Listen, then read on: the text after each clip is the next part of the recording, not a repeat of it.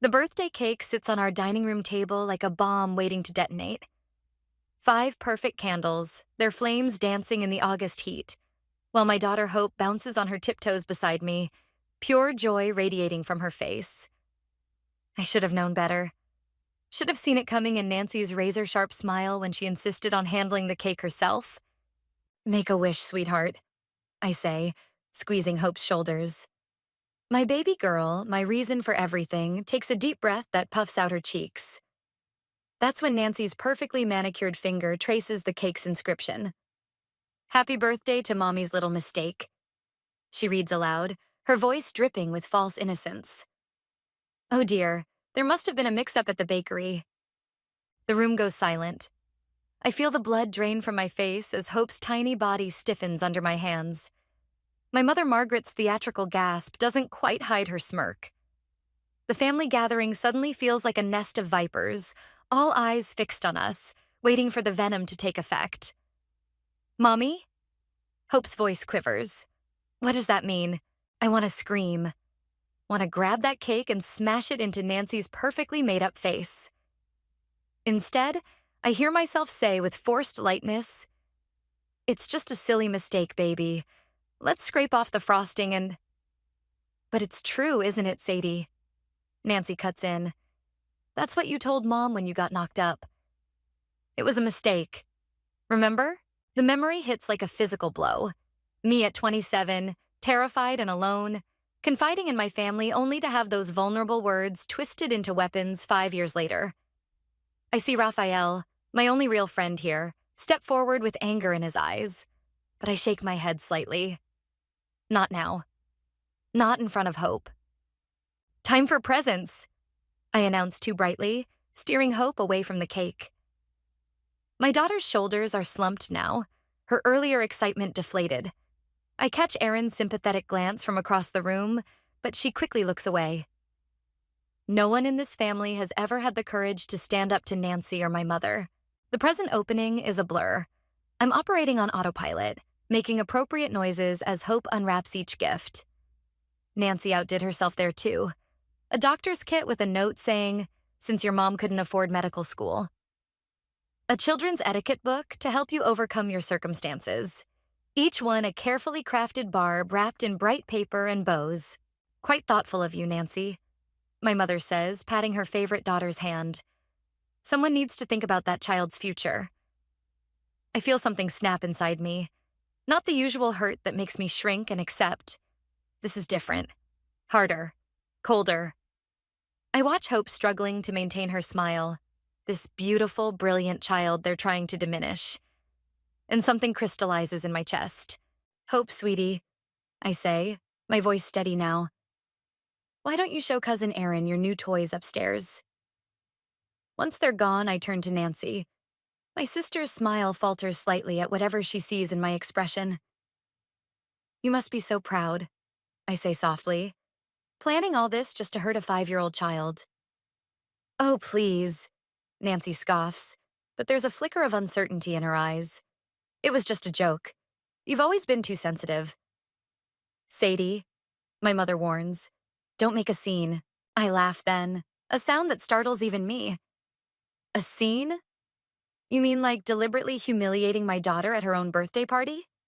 That kind of scene? Well, if you'd made better choices, Nancy begins, but I cut her off. You know what's funny? I step closer, my voice dropping to a whisper. I've spent years letting you make me feel small, letting you hurt me, but watching you try to do the same thing to Hope? I smile, and Nancy actually takes a step back. That was a mistake. The word hangs between us, its meaning transformed. In the silence that follows, I hear Hope's laughter floating down from upstairs. Still pure, still unbroken despite their best efforts. I turn away from my sister's suddenly wary face and begin methodically cleaning up the party debris, my mind already racing ahead. They think they know me. Think I'm still the same scared girl who'll absorb their cruelty and come crawling back for more. But they've finally gone too far. As I wrap up the remains of that hateful cake, I catch Raphael's eye across the room. He nods slightly, understanding written all over his face. They want to talk about mistakes? Fine. I'll show them what a real mistake looks like. The birthday party aftermath feels like a hangover, but instead of nursing a headache, I'm going through bank statements at 2 a.m. My hands shake as I scroll through 5 years of transactions, each one a fresh betrayal. The numbers blur together until Raphael's text jolts me back to focus. You okay? That party was brutal. I stare at the screen, the truth I've uncovered burning in my chest. Need to show you something. Tomorrow? His response is immediate. Your usual coffee spot. 8 a.m. Hope's sleeping peacefully when I check on her, clutching the teddy bear Raphael gave her, the only genuine gift from the party. I brush her hair back, my throat tight. She deserves so much better than what they tried to make her believe. The next morning, I spread the bank statements across the coffee shop table while Raphael watches, his expression darkening. They've been stealing from Hope's college fund, I say, my voice barely controlled. Every month, small withdrawals. My mother convinced me to make her a co-signer just in case something happened to me. Said it was responsible parenting. Raphael's hands clench around his coffee cup. How much? Almost $40,000. The number still makes me sick. Nancy's name is all over these transfers. Her stupid designer handbags, her vacation to Bali. She's been using my daughter's future as her personal ATM. Jesus, Sadie. He leans back, running a hand through his hair. Have you confronted them? I laugh bitterly. You saw how well confrontation worked at the party.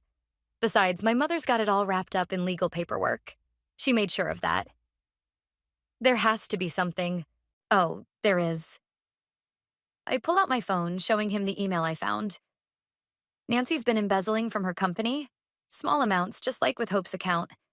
She thinks she's clever, but she got sloppy. Left a paper trail a mile wide. Raphael's eyes widen. How did you get this? Remember Nelson from IT at her office? Turns out he's had a crush on me since high school. Amazing what people will share over drinks.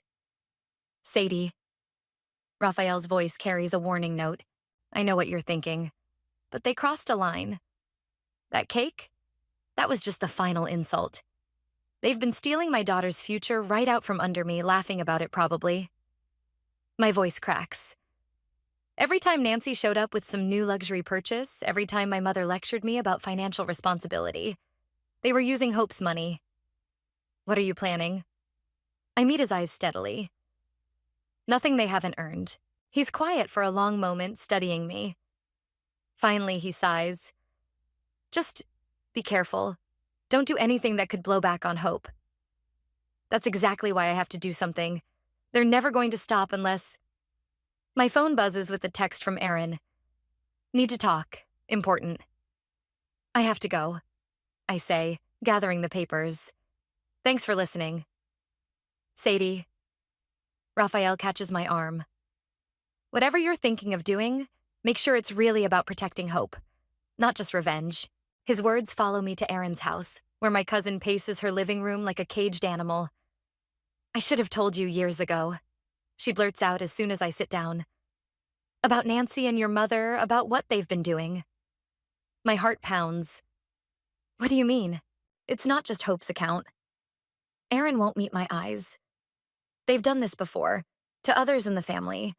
Always perfectly legal on paper, always with some excuse about protecting assets or responsible management. Your Aunt Claire's inheritance, my college fund. She swallows hard. I was too scared to say anything. They have dirt on everyone. The pieces click into place. The way certain relatives stopped coming to family events, the whispered conversations that stopped when I entered rooms. All this time, I thought I was their only target. Why tell me now? Because of Hope. Erin finally looks at me. That cake wasn't just cruelty. It was a message. They're setting up their next move, and your daughter's their target. My phone buzzes again. A text from my mother. Family dinner tonight. Non-negotiable. We need to discuss Hope's future. I show it to Erin, whose face goes pale. Sadie, don't go. They're planning something. But I'm already standing, a cold clarity settling over me. Oh, I'll be there. I think of the evidence safely backed up on my phone. of Nelson's promised help, of all the pieces I've been gathering. In fact, I'm counting on it. What are you going to do? I smile, and something in my expression makes Aaron step back. I'm going to give them exactly what they want. A nice, intimate family dinner. Perfect opportunity to serve up some long overdue justice. The family dinner starts like a game of chess. Everyone positioning their pieces, testing defenses. I arrive exactly on time, wearing the navy dress Nancy once sneered at. My mother's lips thin at the sight of it. Good. Where's Hope? Nancy asks, false concern dripping from every word. Sleepover at her friend's house. I set down the bottle of wine I brought, my mother's favorite, the one she thinks I can't afford. Thought we adults should talk freely. My mother's dining room feels like a stage set, crystal glasses catching the light, silver polish to mirrors. Everything perfect, everything fake. Just like them. Well, my mother says, lifting her wine glass, we need to discuss Hope's educational trust. I've been reviewing the accounts. Funny you should mention that. I pull out my phone, fingers steady despite my racing heart. I've been doing some reviewing myself. The plan is simple. Confront them with evidence of the embezzlement, watch them squirm, then propose my terms. But Nancy's next words throw me completely off balance. Oh, you mean the transfers? She smiles, all teeth. Mother already spoke to the bank. Everything's been sorted out. Just a clerical error. I blink. What? Really, Sadie? My mother sighs. Did you think we wouldn't notice your little investigation? Nancy saw you with Nelson yesterday. Quite unprofessional of him to share company information, by the way. He's been dealt with. My stomach drops. What did you do? Nothing he didn't bring on himself. Nancy examines her manicure. Though his supervisor was very interested in certain irregularities we found in his work history, the weight of my failure crashes over me. Nelson was supposed to be my ace, my way in. Now he's probably unemployed, possibly facing charges, all because I dragged him into this. You're bluffing. I manage, but my voice wavers. Check your phone, my mother suggests. Those incriminating emails you were so excited about? Gone. Amazing how efficient IT departments can be when properly motivated. My fingers fumble with the phone, but she's right. Everything I collected, every careful piece of evidence, vanished. I feel the room spinning slightly. Face it, little sister. Nancy leans forward. You're out of your league. Always have been. That money was for Hope's future, I whisper. And it still is. My mother's voice turns soothing, reasonable. We're simply ensuring it's managed properly, by people who understand finance, who can make responsible decisions. Unlike you, Nancy adds. I stand up so quickly my chair scrapes against the floor. I need some air. In the bathroom, I splash cold water on my face, trying to steady my breathing. My phone buzzes. Raphael. How's it going? I stare at my reflection, at the woman who thought she could outmaneuver them. They knew. They were always 10 steps ahead. Sadie, listen. I have to go. I hang up, gripping the sink edge until my knuckles turn white. When I return, they're discussing Hope's private school options as if nothing happened. As if they haven't just destroyed my only leverage. You'll see reason eventually, my mother says, passing the salad. We only want what's best for Hope. That's when I notice something odd. Nancy's hand trembles slightly as she reaches for her wine. My mother's smile seems fixed, artificial. They're trying too hard to appear in control. You know what's funny? I say slowly. You went to all this trouble to erase those emails, but you didn't ask what else I might have found. Nancy's fork clatters against her plate. Or who else I might have talked to. I think of Aaron's revelation, of all those disappeared relatives. It's amazing how many people are willing to share stories once someone finally starts asking questions. Enough. My mother's voice cracks like a whip. You're being ridiculous, but I see it now. The flash of fear in their eyes. They're scared. Not of the evidence I gathered, but of what I might discover next, of all their careful lies unraveling. You're right, I say, standing. This dinner was a mistake, but don't worry, I won't make the same one twice. Nancy calls after me as I leave, but I don't turn back. In my car, my phone lights up with a text from Raphael. Got your backup files. All safe. Ready when you are. I smile, remembering Nancy's shaking hands, my mother's brittle control. They think they've won. Think they've scared me back into line. But they've actually given me something far more valuable than evidence. They've shown me their fear. And now I know exactly where to push. Raphael's apartment feels like a war room, with papers and laptops spread across his coffee table. 3 days since the dinner disaster, and we've been working every spare moment mapping out connections, following money trails. Look at this, he says, pointing to his screen. Every time your mother helped manage someone's money, Nancy got a new client at her firm. Too consistent to be coincidence. I lean closer, our shoulders touching. The contact feels warm, grounding. They're working together. Mother finds the targets, Nancy handles the legal side. And everyone stays quiet because... He stops as my phone rings. Erin's name flashes on the screen. Sadie? Her voice sounds strange. Can you come over? Please? Something in her tone makes my skin prickle. I'll be there in 20. Raphael catches my arm as I stand. Be careful. After what happened with Nelson, I know. I squeeze his hand. I'll text you. Erin's house is dark except for one lamp. She's curled on her couch, looking smaller than usual. A half-empty wine bottle sits on her coffee table. They came to see me, she says before I can speak. Your mother and Nancy. They know I talked to you. My heart stutters. Did they threaten you? Not exactly. They reminded me about Michael. Your brother? What about him? Erin takes a shaking breath. Remember when he got arrested for drug possession 10 years ago? It wasn't his drugs. They were Nancy's. But she needed a clean record for her law career, so... She swallows hard. Mother made it go away. For him. But the evidence is still there, and if it ever came out... They're blackmailing you. The realization hits like ice water. Using your own brother. I'm so sorry, Sadie. I can't help you anymore. Michael's finally got his life together, has a family. Hey. I move to sit beside her, taking her trembling hands. It's okay. I understand. And I do. They've had decades to weave their web, to gather secrets and create debts. Everyone in the family is tangled in it somehow. There's something else. Erin won't meet my eyes. Something about your father. The air leaves my lungs. What about him? Mother didn't just drive him away. She had evidence. Something that would have ruined his career, his reputation. She used it to make him sign away his parental rights. That's why he never fought for custody, never contacted you. The room spins slightly. All these years I thought he'd simply abandoned us. Chosen his new family over me. But he was just another victim in their game. How do you know this?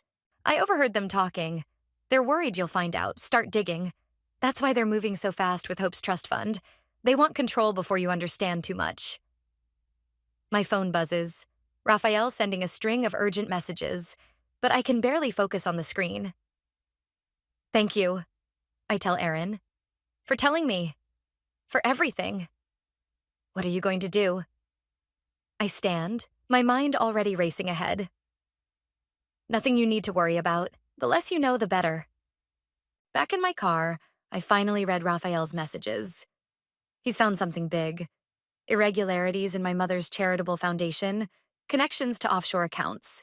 The evidence we needed. But I can't move. All I can think about is my father. About Hope. About how patterns repeat unless someone breaks them. Raphael answers on the first ring. Where are you? You need to see this. They did it to my father, too. I cut him off. All these years, I thought, God, I've been so stupid. Sadie. No, listen. I've been playing their game, thinking if I could just find enough dirt, enough leverage, but that's how they work. Secrets and shame and everyone too scared to move. What are you saying? I watch a family walking past my car, parents swinging a laughing child between them. Happy, free, everything Hope deserves. I'm saying we need to change the rules. No more secrets, no more quiet little deals. My voice hardens. We're going to drag everything into the light. All of it. That's dangerous, Raphael says quietly. Once it starts. I know, but Hope deserves better than growing up in their shadow. Better than wondering why her family is full of whispers and lies. I start the car. I'm coming over. We have work to do. Sadie? His voice stops me.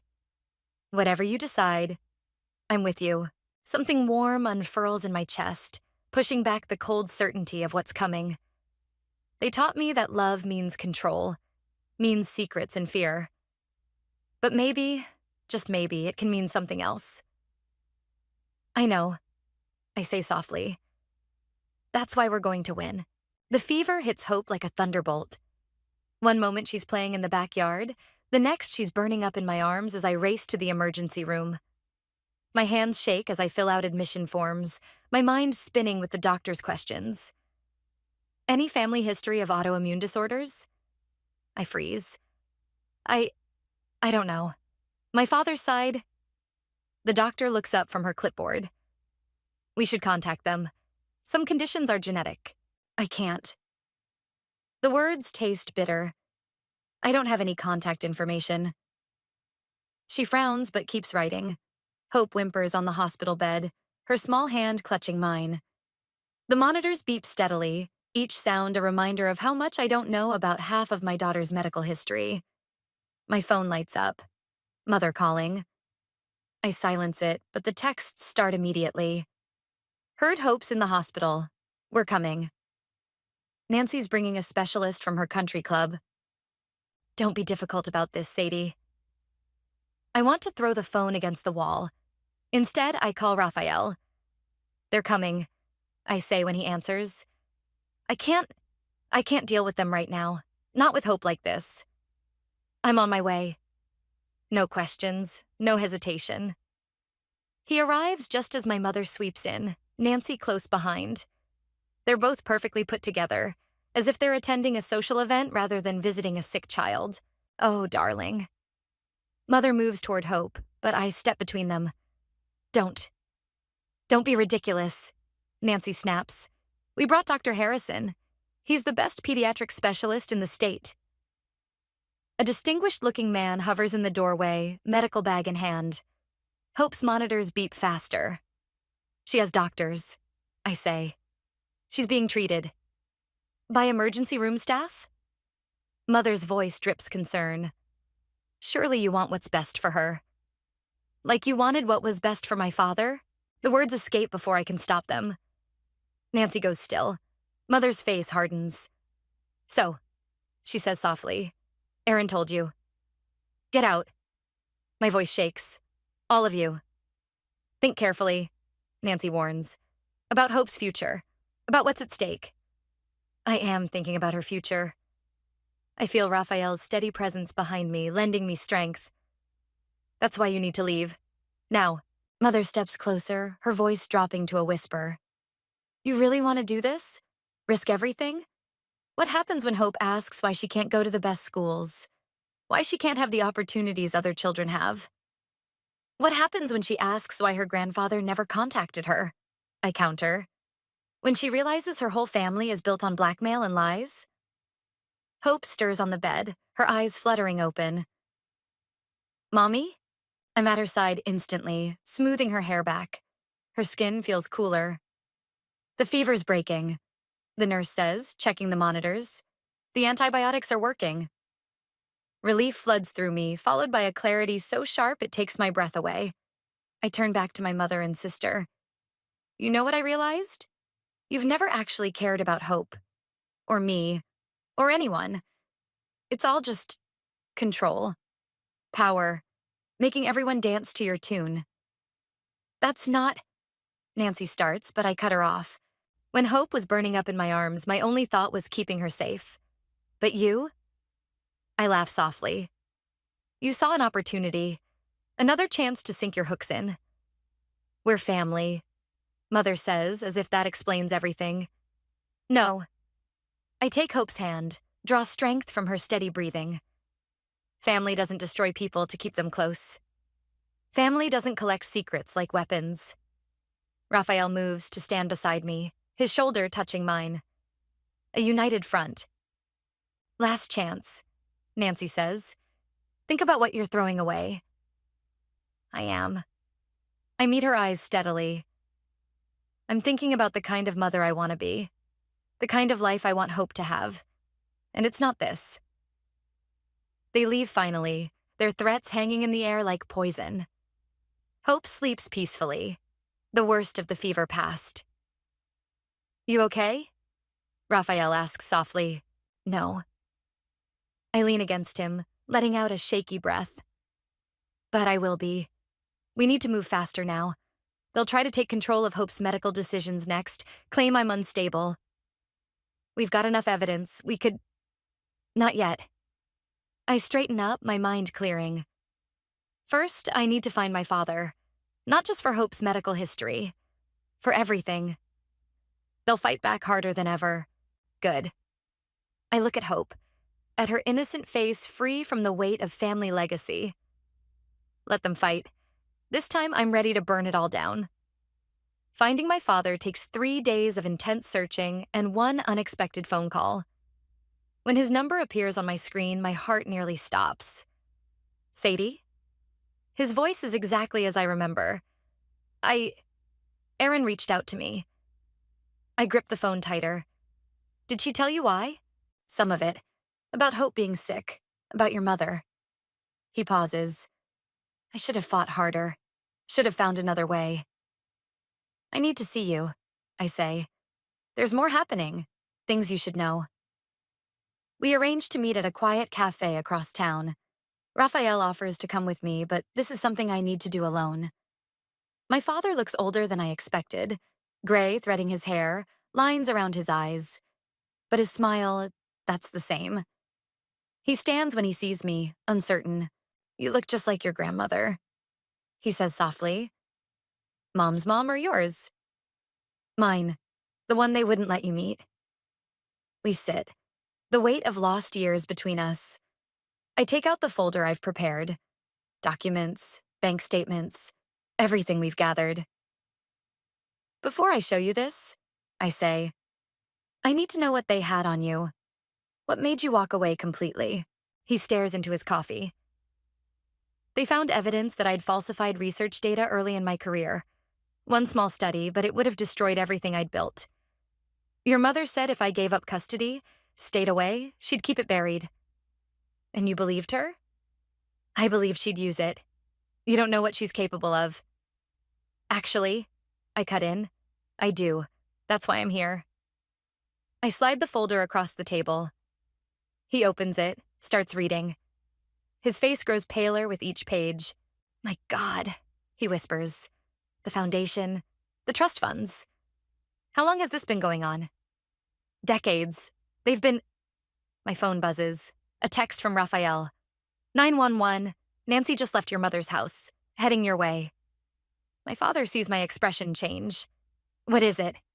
We need to move, now. I start gathering the papers, but it's too late. Nancy walks in, her heels clicking on the tile floor. Her face twists when she sees us. Well, isn't this cozy? She slides into the booth beside me, blocking my exit. A little family reunion? How did you... Find you. Please? She rolls her eyes. Erin really should be more careful with her phone. All those guilty texts about helping you contact Daddy Dearest. My father starts to stand, but Nancy's next words freeze him. I wouldn't if I were you. Not unless you want that research fraud evidence going public. Amazing how long universities keep records. That's your answer to everything, isn't it? I say. Threats? Blackmail? Does it ever get tired, holding everyone hostage? Speaking of hostages, Nancy's smile turns sharp. Mother's having a lovely time with Hope right now. At her house, where your babysitter just dropped her off. The blood drains from my face. What? Oh, didn't you know? Mother filed for emergency custody this morning. Given your erratic behavior and concerning associations lately? She gestures at our father. The judge was very sympathetic. Temporary order, of course. Just until you stabilize. My father's hand finds mine under the table. Sadie, what do you need? The question startles me. After all these years, all their manipulation, someone finally asking what I need instead of telling me what to do. Nancy's phone chimes. She checks it, smirks. Mother wants to know if you're ready to discuss terms, about Hope's future, about all of this mess you're making. I think of Hope at my mother's house, surrounded by their poison. Think of all the people they've hurt, all the lives they've twisted. Something hardens in my chest. Actually, I say, I have terms of my own. Nancy laughs. You're not exactly in a position, everything goes public. I cut in. All of it. The fraud, the embezzlement, the blackmail. Every dirty secret, every ruined life. Unless. Unless what? Unless Hope and I walk away. Clean break. No contact, no claims on her trust fund, nothing. And you leave everyone else alone too. Aaron, her brother, our father, everyone you've got dirt on. It all gets buried for good. You'd give up Hope's inheritance, all those opportunities? To get her away from you? In a heartbeat. Nancy's smile falters. For the first time, I see real uncertainty in her eyes. Mother won't agree, she says, but her voice wavers. Then I guess we'll all go down together. I meet her gaze steadily. Your call. She stands abruptly. I'll convey your terms. After she leaves, my father squeezes my hand. What now? I take out my phone, text Raphael. Start the countdown. 1 hour. Now, I tell my father. We get ready for their answer. Either way, this ends today. My mother's house looms before me, elegant and suffocating as ever. Raphael's car idles at the curb, my father's beside it. Both ready if things go wrong. The flash drive in my pocket feels heavy with everything we've gathered. Every secret, every crime, every ruined life. 1 hour. That's what I gave them to decide. Nancy opens the door before I can knock. They're in the study. Hope's laughter drifts from upstairs, playing in the room that used to be mine. Every instinct screams to run up there, grab her, and flee. Instead, I follow Nancy down the familiar hallway. My mother sits behind the massive oak desk, perfectly composed. I assume you've thought this through? More than you know. I remain standing. Well, she slides a document across the desk. Your terms, formalized. Full custody of Hope. Complete separation from the family. All evidence of past indiscretions, permanently sealed. In exchange for my silence. And the destruction of any evidence you've gathered. Her eyes narrow. All copies. I take out the flash drive, hold it up. Everything's here, but I'm not handing it over until the papers are signed and Hope's in my car. You really want to do this? Nancy asks. Cut Hope off from her family, her inheritance? This isn't family. I meet my mother's eyes. This is a prison.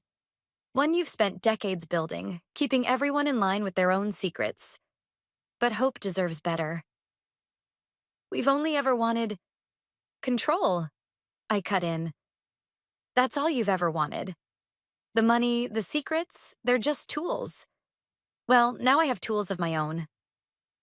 My mother's mask cracks slightly. You think you can threaten us? I learn from the best. I smile, and she actually flinches. Sign the papers. She picks up her pen, then pauses. You'll never be able to give her what we could. The best schools, the right connections. I'll give her something better. Freedom. My voice hardens. Sign. The scratch of her pen feels like victory. Nancy signs next, her hand trembling slightly. I want to see what's on that drive. my mother says. Before you leave. Fine. I plug it into her computer, pull up the files, watch their faces as they scroll through decades of carefully documented crimes. Nancy's embezzlement, the fraudulent foundation, every manipulated trust fund, every blackmailed relative. My God, Nancy whispers. How did you— I had help. Turns out when you hurt enough people, eventually they fight back. A small sound makes us all turn. Hope stands in the doorway, clutching her backpack. Ready to go, baby? I keep my voice steady. She nods, but my mother stands. Hope, sweetheart, don't you want to stay? We could have ice cream, play in the garden. No. Hope's voice is small but firm. I want to go home. Something shifts in my mother's expression. Recognition, maybe, of a power she can't control. She sinks back into her chair, suddenly looking old. The papers are signed, I say. We're done here. Sadie. Nancy catches my arm as I reach for Hope's hand. What happens now? Now? You live with the knowledge that one wrong move, one attempt to contact us or hurt anyone else in the family, and everything goes public. Think of it as karma. You're just like her, Nancy spits, using secrets as weapons. No. I scoop Hope up, feel her arms wrap around my neck. I'm using the truth to set us free. There's a difference. Outside, Raphael and my father straighten up from their cars.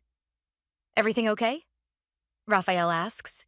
I look at Hope's face, see nothing but trust there. Better than okay. Ice cream? Hope asks hopefully. Actually, my father steps forward. I know a great place. If that's all right? I think of all the ice cream trips we never had, all the moments stolen by secrets and fear. I'd like that. As we drive away, I watch my mother's house shrink in the rearview mirror. Hope chatters happily about ice cream flavors, unaware of the weight that's lifted. Raphael follows in his car, my father in his. A new kind of family forming, built on truth instead of threats. The flash drive sits in my pocket, insurance against the past repeating itself. But looking at Hope's smile in the mirror, I know I'll never need it. Some chains once broken, stay broken. Mommy? Hope asks. Are we going to be okay? I catch Raphael's supportive smile in the rearview mirror, see my father's car keeping steady pace behind us. Yeah, baby, I say, and for the first time in years, I completely believe it. We're going to be better than okay. The ice cream parlor is exactly as my father remembered. Red vinyl booths, chrome fixtures, the sweet smell of waffle cones. Hope sits between us, demolishing a sundae almost as big as her head. My father keeps sneaking glances at her, like he can't quite believe she's real. You have chocolate on your nose, I tell her, reaching for a napkin. Just like you used to, my father says softly. Every Sunday after church, the memory hits unexpectedly. Sitting in a booth just like this, my father wiping ice cream from my face while my mother complained about proper manners. Before the secrets took over, before everything broke. Raphael returns from the counter with more napkins, slides in beside me. His presence steadies me as it has through everything. I found something, he says quietly, showing me his phone. About your grandmother, your father's mother. My heart skips. What? She's alive. In a nursing home 2 hours from here. My father's hand trembles on the table. Mother? But they told me she died years ago. Right after you left. I finish. Another lie. Another manipulation. Hope looks up from her sundae. Who's alive? Your great-grandmother, I tell her. Would you like to meet her? Her eyes light up. Another grandma? A better one, my father says, his voice rough with emotion. My phone buzzes. A text from Erin. Nancy just left town. Heading to California. Mother's not answering anyone's calls. I should feel triumph, or at least satisfaction. Instead, there's only a quiet certainty that we made the right choice. Their power was always in isolation, in keeping everyone separate and scared. But here we sit, 3 generations in a booth, building something new from the ashes of their control. Can we go see her now? Hope asks, practically bouncing. Please? I look at my father, see the hope and fear warring in his expression. We should call first, he says. Make sure. Already did, Raphael admits. She's been asking about you for years, both of you. The last piece clicks into place. Not just escaping my mother's web, but building a new family, one based on choice and truth rather than obligation and fear. Finish your ice cream first, I tell Hope. Then we'll go. She attacks her sundae with renewed vigor while my father makes the call, his voice cracking when he says, Mother? I lean against Raphael, watching them both. You okay? He asks softly. I thought ending things with them would feel like losing something, I admit. But it feels like finally being able to breathe. Freedom usually does. Hope tugs my sleeve. Done. Can we go now? I look at my father, still on the phone, tears streaming down his face as he listens to his mother's voice. At Raphael, who helped me find strength I didn't know I had. At Hope, who deserves every chance at joy and love without conditions. Yeah, baby, we can go. As we gather our things, a familiar figure appears outside the window. My mother, standing alone on the sidewalk, watching us. Our eyes meet through the glass. For a moment, I see her clearly. Not as the manipulative matriarch, but as someone who built a cage so perfect she trapped herself inside it. She raises her hand, not waving, just acknowledging. I nod once, then turn away. Her choice was power. Mine is freedom. Ready? Raphael asks, holding the door. Hope skips ahead with my father, chattering about meeting her new grandmother. I take Raphael's hand, feeling the warmth of it, the promise of support without demands. You never told me, I say as we walk to the cars. Why did you help me? Really? He smiles. Because the first time I saw you with Hope, I realized what real love looks like. Not the kind that comes with conditions or costs. Just love. Hope calls from ahead. Mommy, come on. I squeeze Raphael's hand, then let go to catch up with my daughter. The afternoon sun feels warm on my face, and ahead lies a grandmother's embrace, a father's redemption, a future unbound by secrets. Behind us, the ice cream parlor's bell chimes one last time. I don't look back to see if my mother's still watching. Her story was about power and control. But mine? Mine is about breaking free. About choosing love over fear. Truth over safety. Mine is about building something better from the broken pieces. And it's only just beginning.